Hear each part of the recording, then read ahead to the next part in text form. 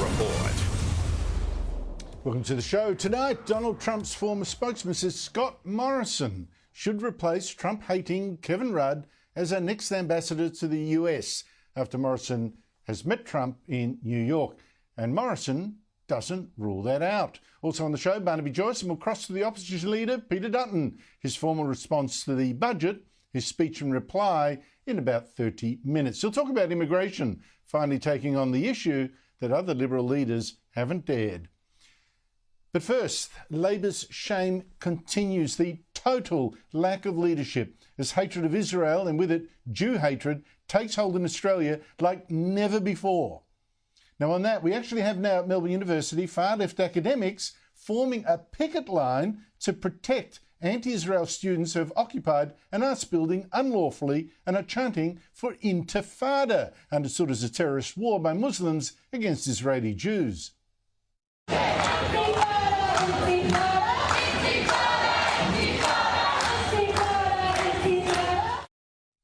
But where's Labor been? Where's the leadership to call this out, to act against this intimidation and these calls for violence that are terrifying Australian Jews? Well, today, I'm afraid, more Labor shame.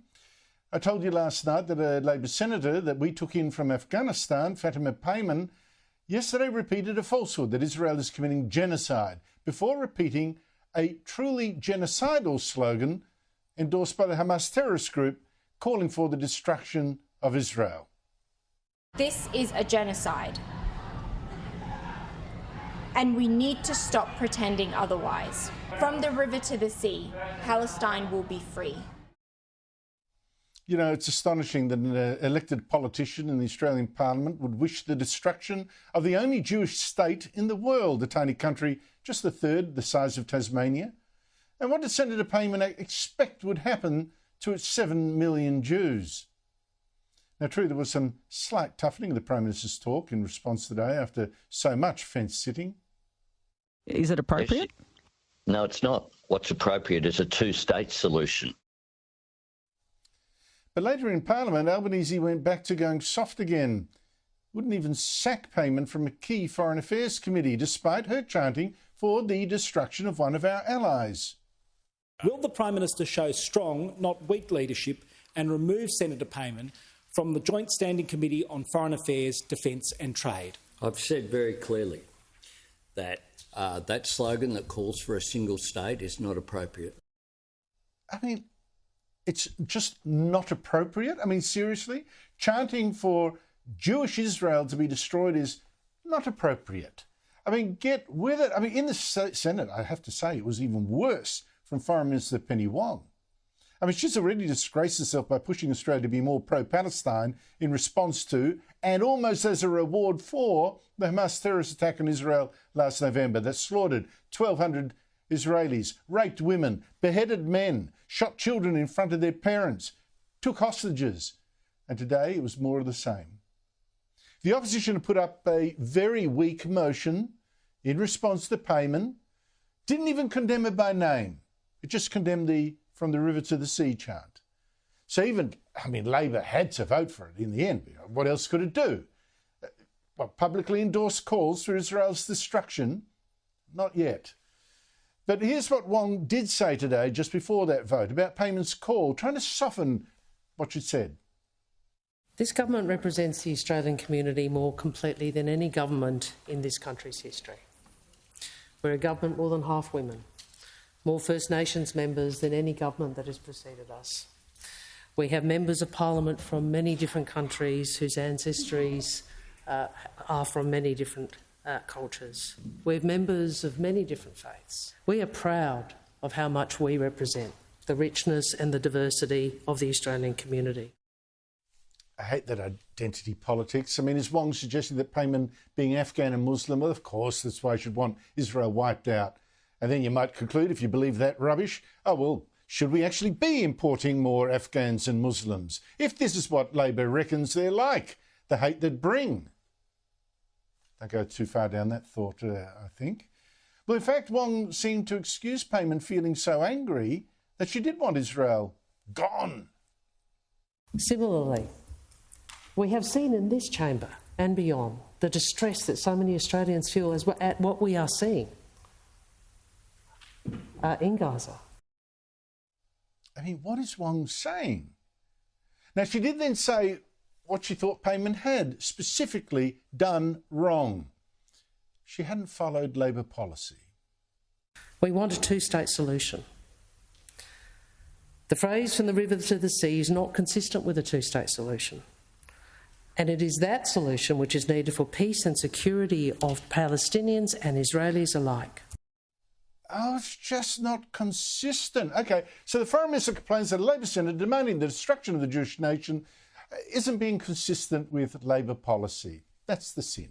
I mean, really, hate speech like that, it's just against Labor's foreign policy. It's not evil in itself. And one final point. You need to know the politicians who refuse to condemn even this call for the destruction of Israel. The Greens, plus former Greens Senator Lydia Thorpe. The Greens, which is now the party for the Jew haters of Australia. While Labor, too gutless to speak frankly about this poison. But good news at last. In 20 minutes' time, Peter Dutton will give the opposition's formal response in Parliament to Tuesday's budget, and we'll cross to that. And finally, we will have a Liberal leader taking on immigration as a big election issue. Now, for too long, Liberals have been scared of being called racist, so they haven't said much about the mass immigration we've had since the Rudd Labor government came in. And, you know, Labor then, 17 years ago this was, doubled our average intake. The Albanese government then doubled it again. I mean, completely crazy, to more than 500,000 immigrants net in a single year. And the consequence is unbelievable. Choked cities, roads, trains, hospitals, whatever. Infrastructure not keeping up. And we're running out of houses, of course. House prices and rents, crazy. And I haven't even talked about crime and national disunity. And Dutton in Question Time today was already signalling what is going to be for him a key election battle. Will the Prime Minister admit that his weak leadership and bad decisions over 3 budgets have made it harder for Australians to buy or to rent a home? Now, we inherited a broken migration system and we're working to fix it. Under our government, net overseas migration is on track to halve next year. Labor's going to fix it. Yes, it now promises to cut immigration to 260,000 people a year. But that is still twice what John Howard let in on average. And Sky News' Andrew Colonel today said, well, Dutton today is going to cut that intake, Labor's new smaller one, by another 100,000. Joining me every Thursday is Nationals frontbencher Barnaby Joyce, the former Deputy Prime Minister. Barnaby Joyce, thanks for joining me. Under Anthony Albanese, we've had as many as 550,000 immigrants come in a single year net. Albanese now says, oh, look, don't worry, I'm going to halve that, 260. What do you think it should be and why? Well, the first thing I'd say is don't believe anything this man says. We've seen that $275 tax cuts, $275 power cut, to the stage 3 tax cuts. It's just, his word is not his bond. And, he hasn't got a good track record thus far, has he? I mean, we've basically got cities coming into Australia without the houses, the hospitals, the schools, the roads to deal with it. And I know that Peter Dutton will be dealing with it for the coalition tonight in the budget and reply speech, and I think that he will be someone that we actually can rely on to absolutely cut this so Australians get houses and Australians are not sleeping in cars. And we look after our people first. You know, it's interesting. It's become finally an issue that the Liberals want to discuss because of the housing problem, of course. We don't actually hear the Liberals still talking about mass immigration as a problem for national unity, for instance. Is it beyond our capacity to create a one people out of all these tribes that we now seem to have? Is that an issue for you? Well, I'm a strong believer in multi-ethnicity. I think the colour of his skin or what you believe in is irrelevant, but you have to come together as an Australian culture because if you have a house divided against itself, it will fail. Because if that division in culture is so pronounced that you believe that the essence of your culture is the destruction of somebody else's, well, how can that both reside in a harmonious way within the house called Australia? It just can't. And if a part of your culture is to get rid of another person because of their belief or because of their race, then that might be a culture, but it's not multiculturalism. It's a disaster because by the very essence of what that person believes in means another person is subjugated or bereft of the rights that they otherwise would have in a properly free and democratic nation. Well, I'm afraid we seem to be getting there more and more. I mean, just on that point, Anthony Albanese's response today to the Labor senator who calls for the destruction of Israel, from the river to the sea. I saw Albanese in Parliament, the Prime Minister in Parliament, saying, "Oh, that's not appropriate. Those words are not appropriate." I mean, for heaven's sake, it's a little bit more than that. Nor is he going to dump Senator Payman from the Joint Standing Committee on Foreign Affairs, even though she's calling for the total destruction of one of our allies. Is this good enough? Well, they're tying themselves in knots, aren't they? I mean, it was only a matter of weeks ago that they supported a United Nations resolution which never asked for a peaceful settlement for a two-state solution. It just recognised Palestine. So we've obviously recognised the government of Hamas, a terrorist organisation, given them exactly what they wanted after their barbaric acts on October the 7th.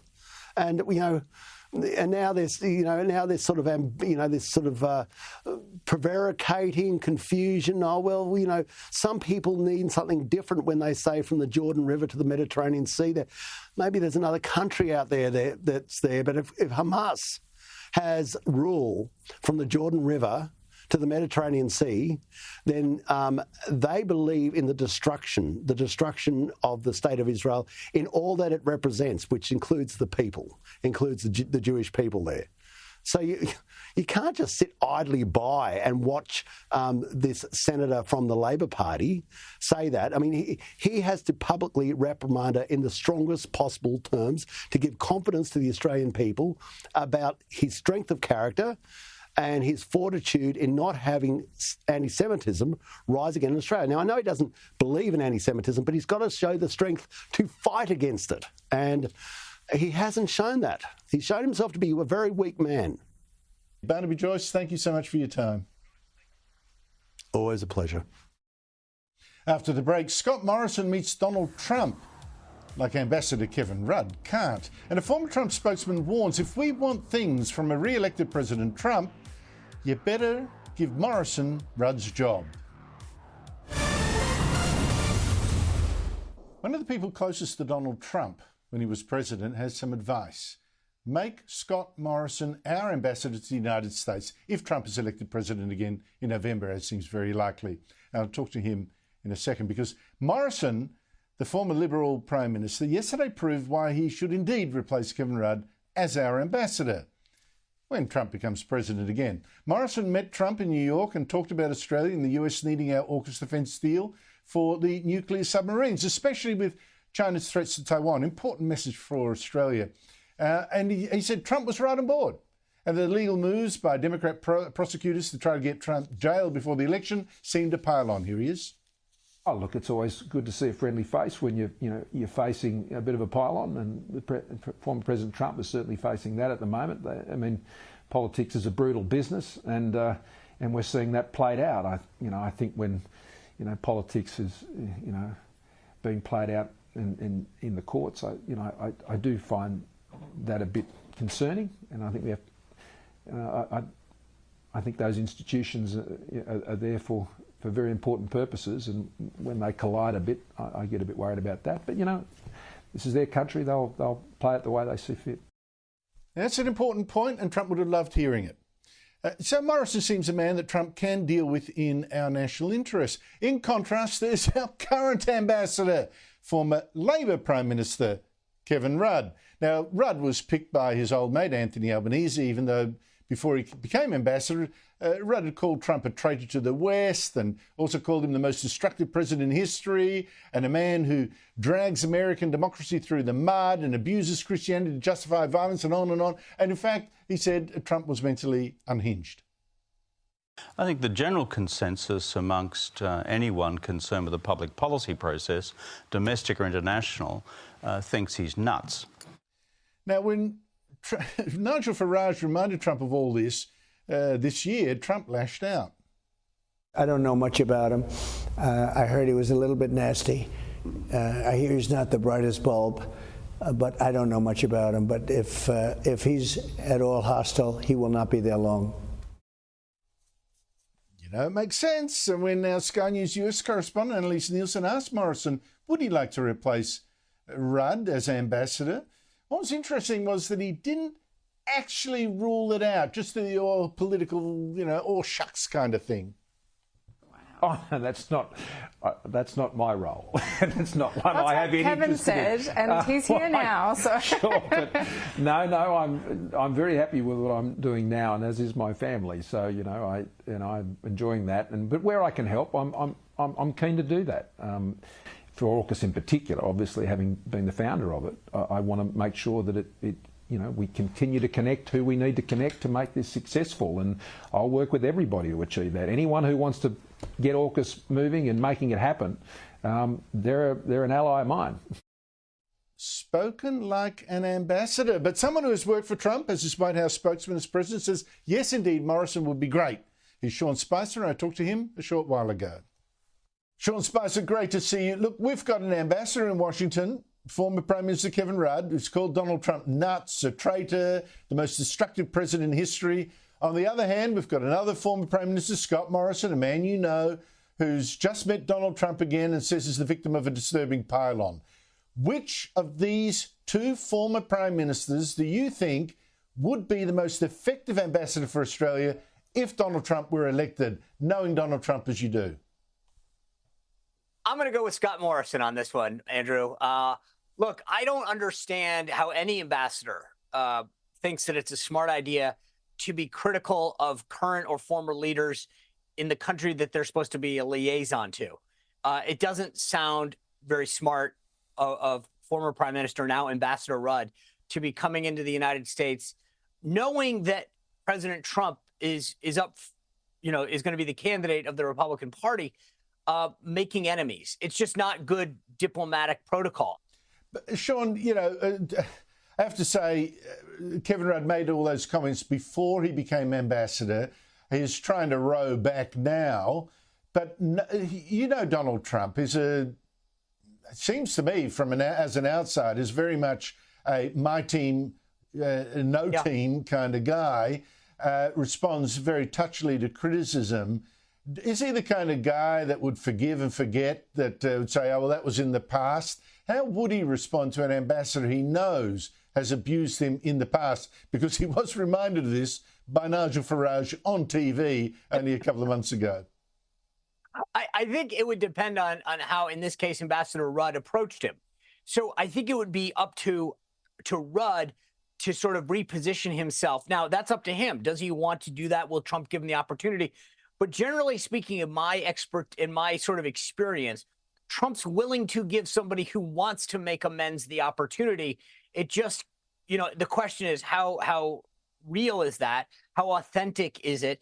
And will he be given the opportunity? So I think that would be the hard thing for him, is how does he get himself in a position, if Donald Trump does win, which I believe he will, into a position where he could come in, sort of eat some crow, as we say here, mea culpa.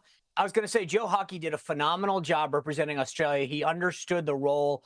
Very, very deft politician he is. And so I would argue that somebody like him, and I think he used it to benefit Australia. I think that the relationship that Ambassador Joe Hockey had representing Australia showed, as you mentioned, he played golf with him. He had a very personal relationship. I assume if Trump played tennis still, he would go over and play on that beautiful court that the Australian embassy has. But that's the kind of power that a personal relationship can be utilized for to benefit your home country. It's interesting. Sean, I thought, and I'm sure that I remember Joe Biden giving hints, or his team giving hints, that maybe there wouldn't be debates with Donald Trump. And that, to me, look, it was appalling. Of course, you shouldn't be running away from debating your opponent when we're talking about trying to choose the next president of the United States. But I thought, well, it makes sense given how he's lacking sharpness and focus. And I thought, why would he expose himself to that danger? But he has now agreed only 2 debates, which seems to be a bit shy. June 27th, a second on September 10. Donald Trump took all of 30 minutes to say, yep, I'm going to be there. What's going on? What's the background to this offer, do you think? So there's a couple things. It's really interesting you're asking about the Trump background. I'll go to that first. Trump fears no one, right? And so that's the thing, is that his view is, if I can get on stage mano a mano, I'm going to best that person. And he did it in 2020. I think he'll do it again this cycle. So he doesn't care about the things that people like me do on the campaign staff standpoint, in terms of the venue and the moderator, all things that I think are important. Trump's view is, bring it on. I'll take you anywhere, anytime. That's the challenge he posed to Joe Biden. The Biden campaign, to be honest with you, Andrew, when I woke up this morning, I was shocked that they actually accepted his offer. But you notice, and this is not getting a ton of representation in the mainstream left-wing media here in the U.S., Biden did it with very clear terms. Number one, he said basically no third parties. That means no RFK. He does not want RFK Jr. on that debate, or frankly anybody else. He knows that that hurts him. Number two is he said he wants no audience. He wants it in a television studio where there's no audience, because right now, frankly, from the economy to immigration to his foreign policy positions, he has nothing favorable, and he knows that an audience wouldn't react well to that. So he said no audience. Number three, he said that it had to be in a left-wing media operation. So it wasn't going to be handled where it could be broadcast by everyone. It was going to be a moderator like the softball one he got on CNN. What did he get? The first one, CNN. Jake Tapper, a former Democratic aide, whose former boss, by the way, is Chelsea Clinton's mother-in-law. She served in Congress. Jake was her press secretary, right? So he is a Democratic operative. He is going to be this. Biden couldn't ask for a bigger hometown or home field advantage. He laid the field out and made sure that the criteria was very clear, that if you want me to participate in these debates, here are the criteria that's going to benefit me that you have to accept. And I think that's important, because the media is not really reporting it here in the U.S., but Biden ensured that he laid the ground, that everything that Trump had to accept would benefit Biden, from the outlet to the moderator to the atmosphere, by not allowing an audience, to not allowing third parties. It was very clear. And again, I think because of who Donald Trump is, he said, fine, I'll take you anywhere, anytime, and I'll even go one further. I want more of them. I think that it'll be interesting.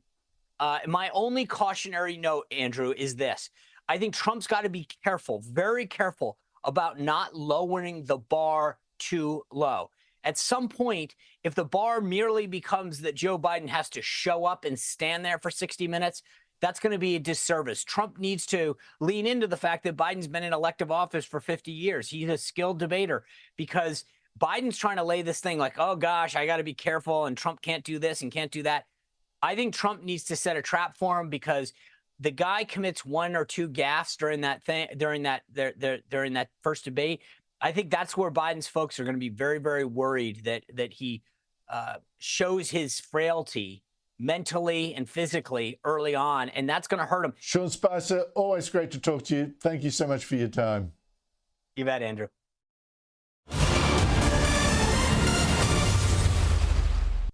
Now, it's a shorter show because we're going to cross to Peter Dutton in about 1.5 minutes. But I do want to do my book tip of the week, take it from me, because it is relevant. The book is Alexander Solzhenitsyn's The Gulag Archipelago, written about 60 years ago, over a decade, about how the communists ruined Russia by jailing up to 5 million people, plus actually, every year for a while at the height of it. And in prison camps, concentration camps, more than 1 million, between 1 and 2 million people died. And all the excuses, oh, it was Stalin, it wasn't Lenin. No, it was Lenin. It's inherent in communism, the use of force. And the reason this book is so great, There's a bit I just want to read out to it before we get to the speech. Ideology is what gives evil doing its long-sought justification and gives the evildoer the necessary steadfastness and determination to turn a few victims into many. And that's what we're seeing. He lists examples, the Nazis, of course, the Jacobins in the French Revolution. How good people could do these evil things and still think themselves good. It's ideology. And right now, the ideology of anti-Semitism, of anti-Zionism is excusing so much cruelty. It's turning so many students into really little monsters, thinking they're still good, but being so evil. Anyway, we're now just waiting for Peter Dutton to stand up and give his response to Anthony Albanese and his government's budget. And you've got to be careful here. If he's going to start talk, as we're told, about immigration, needing to cut it, you are going to see some liberals in name only, like Bridget Archer, using this, I suspect, as an excuse to say, oh, that terrible Peter Dutton is anti-racist, or it is racist to be anti-immigration. It is not. It is not. It is preserving the benefits of our immigrant society by making sure we take in only as many people as we can comfortably accept. Watch out for the noise. There's going to be a pack attack. And also, of course, Peter Dutton is going to have to be a little bit careful about how he phrases it. This is an immigrant society, but we cannot afford for it to degenerate into a tribalist society, which is what we're seeing now, and particularly one with so many people going so fast, it's just too much. Here is Peter Dutton.